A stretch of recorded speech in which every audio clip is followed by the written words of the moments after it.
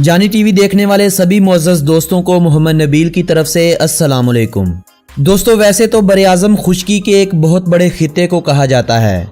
दो बरे-आज़मों के दरमियान समुंदर हाइल होता है जो उन्हें एक दूसरे से जुदा करता है, लेकिन बरे-आज़म एशिया और यूरोप मुख्तलिफ मुकामात पर एक दूसरे से जुड़े हुए हैं। दोनों बरे-आज़मों के इस मुल्हिका इलाके को यूरेशिया कहा जाता है और यूरेशिया में बसे हैं Russia, Azerbaijan, Moldova, Armenia, Georgia और बेलारूस जैसे मुल्क।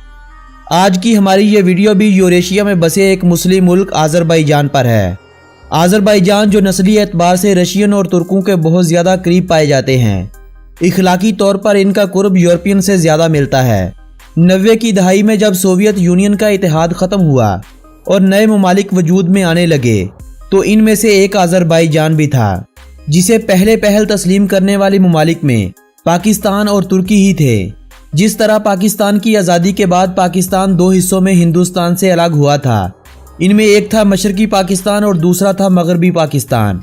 आज अज़रबैजान की हालत भी वैसी ही है।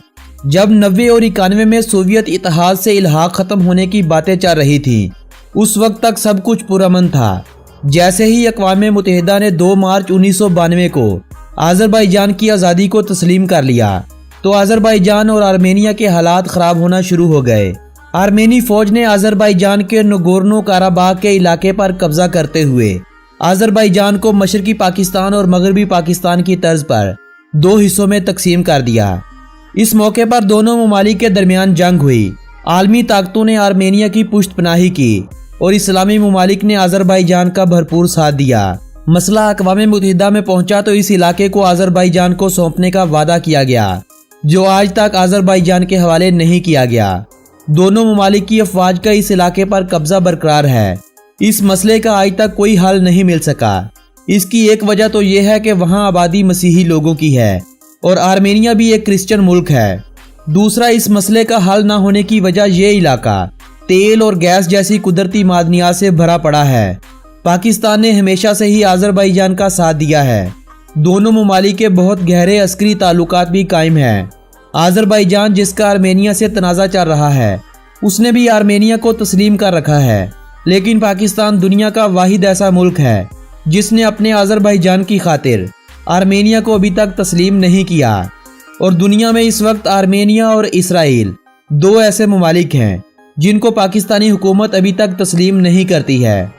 हमें इसराइल की तो समझ आती है, लेकिन ये समझ से बाहर है कि जिस मुल्क का यानी अज़रबैजान का आर्मेनिया से तनाज़ा चल रहा है, उन दोनों ममालिक ने एक दूसरे को तस्लीम कर रखा है।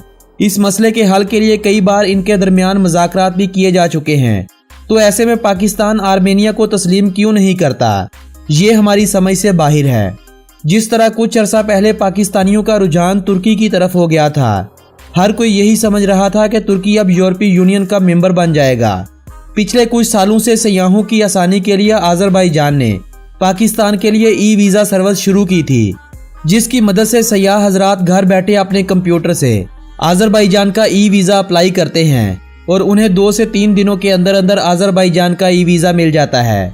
आज हर दूसरा एजेंट अवाम को धोखा देने की कोशिश में है।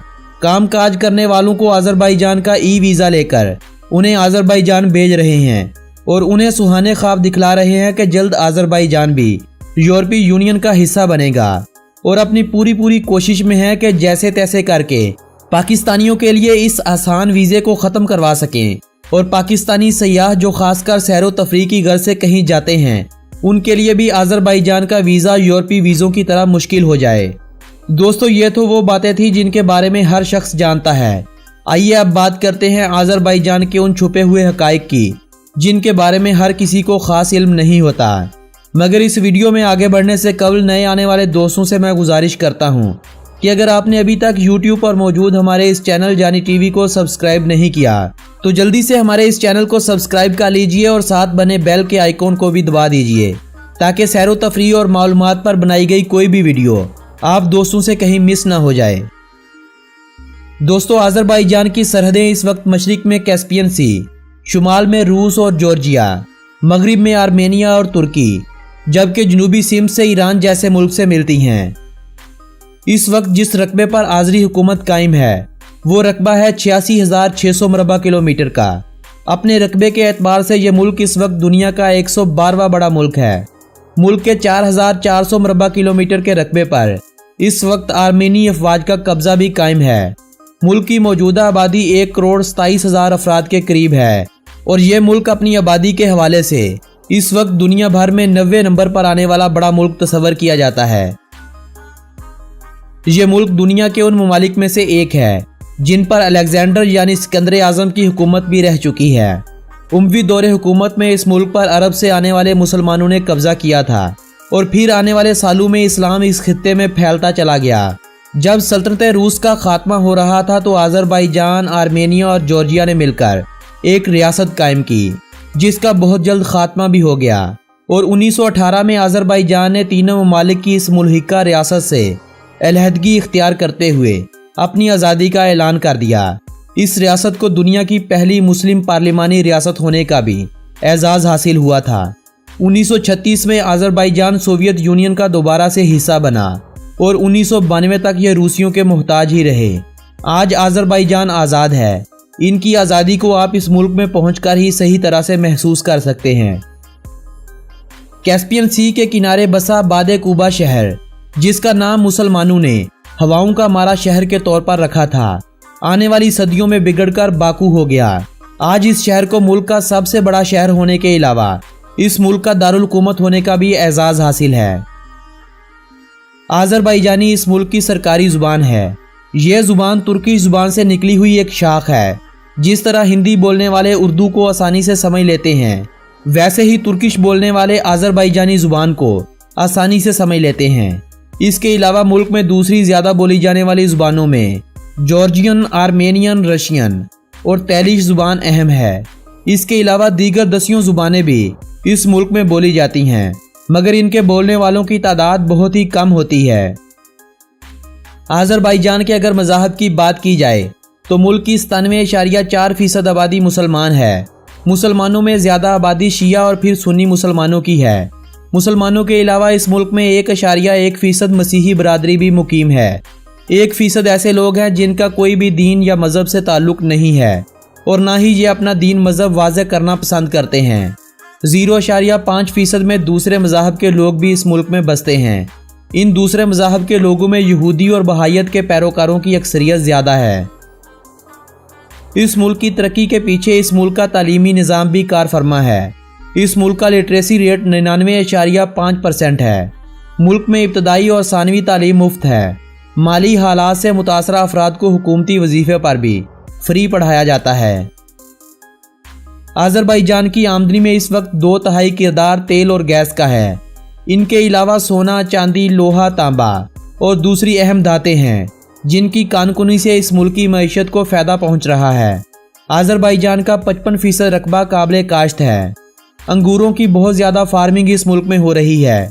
इन अंगूरों से शराब तैयार करके रशिया जैसे ममालिक और दूसरे हमसाय ममालिक में एक्सपोर्ट की जाती है। इसके अलावा गंदम, आलू, चुकंदर, कपास और तंबाकू इस मुल्क में होने वाली मशहूर फसलें हैं। लाइव स्टॉक, डेयरी प्रोडक्ट्स और फिशिंग भी कहीं ना कहीं इस मुल्क की तरक्की में अपना किरदार अदा कर रही हैं। अगर हम इस मुल्क में टूरिज़्म इंडस्ट्री को अहम ना समझें तो ये इस मुल्क की मईशत के साथ ज़्यादती होगी। अज़रबैजान ने काराबाग जंग के बाद हर आने वाले साल में अपने मुल्क को एक अच्छी शख्सियत के तौर पर दुनिया में उभारा है। इस मुल्क में मौजूद अजायब घर, मुल्क के 8 बड़े नेशनल पार्क्स, इस्लामी विरसा और सकाफत जो हज़ारों सालों से ये लोग संभाले हुए हैं। इसके अलावा खूबसूरत पहाड़ों की हाइकिंग सियाहों को इस मुल्क में खींच रही है। बाकू शहर और बाकू के साहिल एशिया का दूसरा बैंकॉक बन रहे हैं। साल 2017 में इस मुल्क में 27 लाख गैर मुल्की सयाहों ने विजिट किया था, लेकिन साल 2020 इस मुल्क में सयाहत के लिए सबसे बेहतरीन साल तस्वर किया जाएगा। एक तो बाकू में UEFA चैंपियन लीग के कुछ मैचेस भी हैं, दूसरा इस मुल्क का आसान वीज़ा सयाहों को इस मुल्क में खींचेगा। .az इस मुल्क का कंट्री डोमेन नेम है। और +994 इस मुल्क का कंट्री कोड है। मुल्क की करेंसी को मन्नात कहा जाता है। इनका एक मन्नात इस वक्त 90.74 पाकिस्तानी रुपयों जबकि 41.61 भारतीय रुपयों के बराबर समझा जाता है।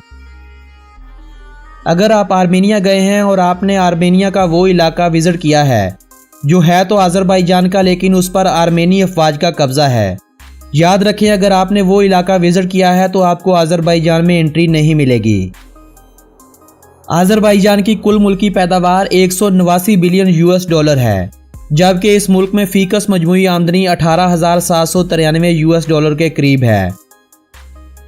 इस मुल्क में कुल बहने वाले दरियाओं की तादाद 8,359 है, जिनमें से 8,188 दरिया 25 किलोमीटर से भी छोटे हैं। मुल्क में 10 बड़ी झीलों के अलावा कुल झीलों की तादाद 450 से भी ज़्यादा है। आज़री लोग पैनकेक बहुत ही शौक से खाते हैं। ये लोग चाय के साथ मीठा खाना बहुत ही पसंद करते हैं। चाय के साथ ये लोग मीठा जैम या शहद खासकर बहुत पसंद करते हैं। दिन में ये लोग 2 से 3 बार अगर चाय ना पिएं तो इनका दिन नहीं गुजरता।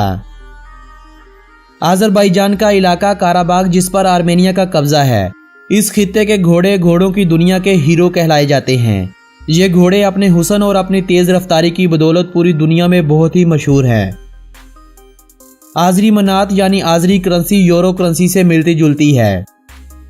अज़रबैजानी लोग सोने के दांत लगवाने के बहुत ही शौकीन होते हैं, यहाँ तक कि ये लोग अपने अच्छे भले दांतों को निकलवाकर सोने के दांत लगवा लेते हैं। कारपेट और कालीन इस मुल्क के देही इलाकों में कई सदियों से बनाया जा रहा है। कालीन साजी बाकायदा एक सनत के तौर पर भी कायम है। बाकू में समुंदर किनारे कारपेट म्यूजियम का इफ्ताह करके साल 2014 में अज़रबैजानी हुकूमत ने यह साबित किया था कि कालीन साजी इनके खून में बसी हुई है। फ्री स्टाइल रेसलिंग इस मुल्क की कौमी खेल होने का एजाज़ रखती है। इस मुल्क में म्यूजिक सुनना और बजाना भी एक खेल के तौर पर ही लिया जाता है। इसके अलावा स्कीइंग, रॉक क्लाइंबिंग, बॉक्सिंग, सोकर, रग्बी यूनियन, वॉलीबॉल और शतरंज इस मुल्क में दूसरी ज़्यादा खेली जाने वाली खेलें तस्वर की जाती हैं। पर्शियन आयरन वुड इस मुल्क का कौमी दरख्त होने का एजाज़ रखता है। अनार को इस मुल्क का कौमी फल तस्वर किया जाता है। काराबाग हॉर्स को इस मुल्क का कौमी जानवर कहा जाता है। कुजवेनी चकोर को इस मुल्क का कौमी परिंदा माना जाता है। जेरबीरा के फूल को इस मुल्क का कौमी फूल कहा जाता है। अज़रबैजान में गैस की बहुतायत है। मुल्क में कई जगह ऐसी हैं जहां हर वक्त गैस निकल रही होती है। कई मुकामात ऐसे भी हैं जहां कई सालों से मुसलसल गैस के इखराज से आग भी जल रही है। बाकू में बनाया गया फ्लेम टावर इसी बात की निशानी है कि खुदा ने इस मुल्क को गैस जैसी नेमत से नवाज रखा है। अज़रबैजान के शहर बाकू को अगर हम एशिया का वीनस कहें तो ये भी कोई गलत बात नहीं होगी। वीनस शहर की तर्ज पर नहरें इसी शहर से भी गुजारी गई हैं, जिन नहरों में गंडोला कश्तियों का राज रहता है। इन गंडोला कश्तियों में बैठकर आप इस शहर की खूबसूरती का एक नए अंदाज में मजा ले सकते हैं।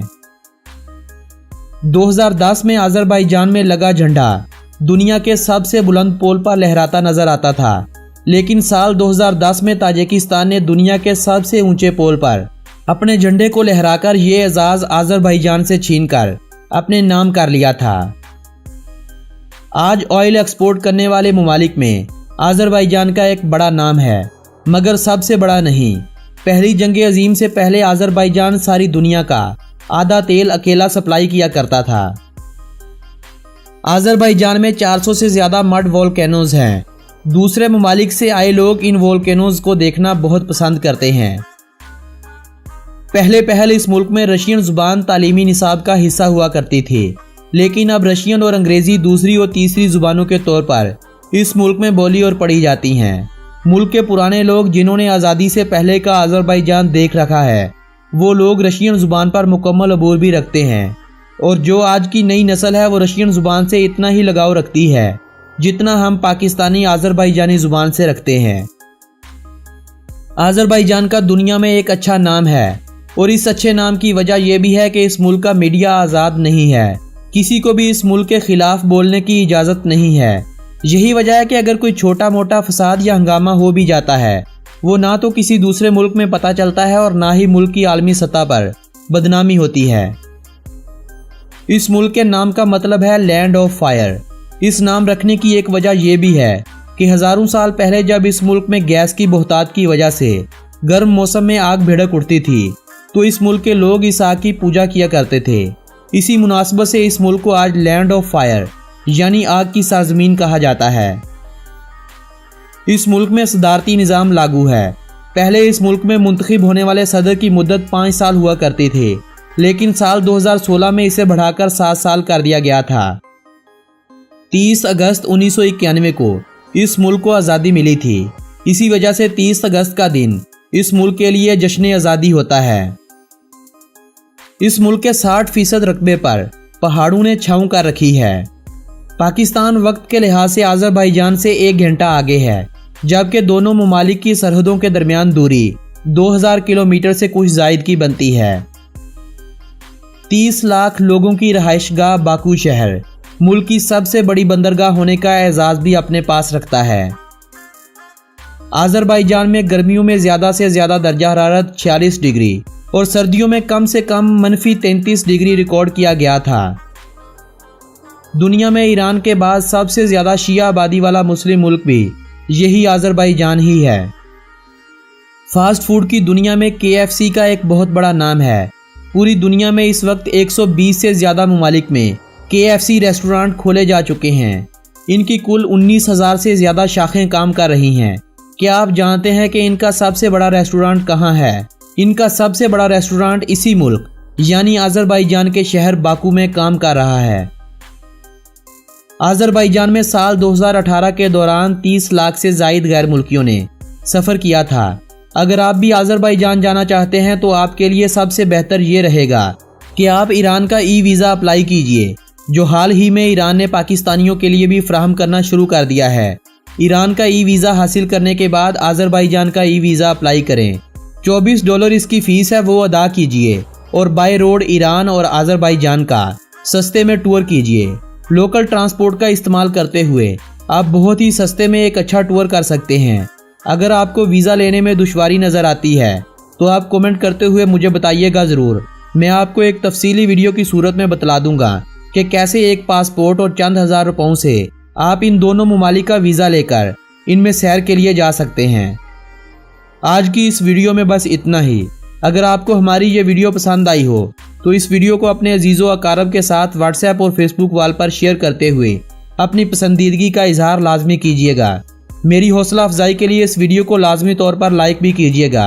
कमेंट करते हुए हमें अपनी तजावीज़ और राय से ज़रूर आगाह रखा करें ताकि हम अगली आने वाली वीडियोज़ में मज़ीद बेहतरी ला सकें। आपसे मुलाकात होगी बहुत जल्द एक नए मुल्क की वीडियो के साथ। तब तक के लिए अपने इस दोस्त को दीजिएगा इजाज़त। अल्लाह निगहबान।